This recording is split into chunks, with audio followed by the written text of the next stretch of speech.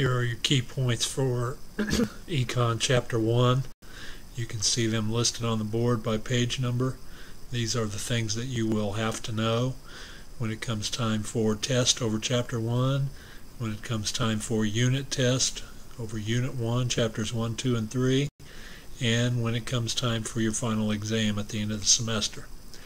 You see listed on the left page numbers, page 28, 10, 14, and 18, page 58, 13, 15, and 17, and page 82, 10, 11, 12, and 13. These are questions in the book that will be your pretest for Unit 1. They will be included on your Unit 1 test, and they will be included on your semester exam. Okay, now key points, some elaboration. Page 6, definitions. You will need to know definitions for economics, for microeconomics, and macroeconomics. Make sure you know the difference between micro and macro. Micro is the study of an individual, a business. Macro is the study of an economics as an economy as a whole. And economics is the study of how we allocate our resources, the decisions we make in allocating those resources. Okay, page 7, the basic economic problem is scarcity.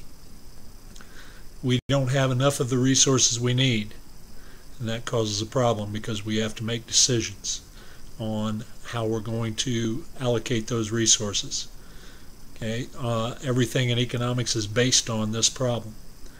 On page 8 and 9, and page 10, the factors of production. These are the things that we use to produce goods and services. The key thing that you will need to know here is not so much memorizing the factors of production as being able to recognize them, but what happens when factors of production change. If we have a major change in technology, how does that impact the labor factor of production, for example? Okay, page 15, 16, and 17, trade-offs, opportunity costs, and production possibilities curve. These are tools to help you make economic decisions. We will be looking at a lot of tools in this first unit to help you make economic decisions.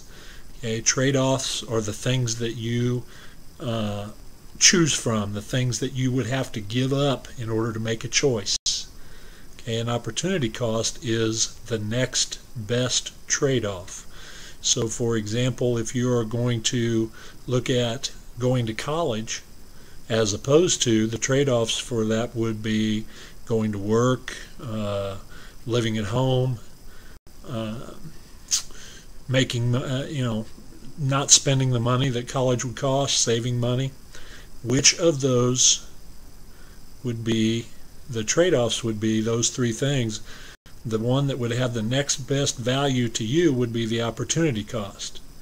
Okay, and then on page 22, hypotheses and economic models are things we also use to help us make economic decisions.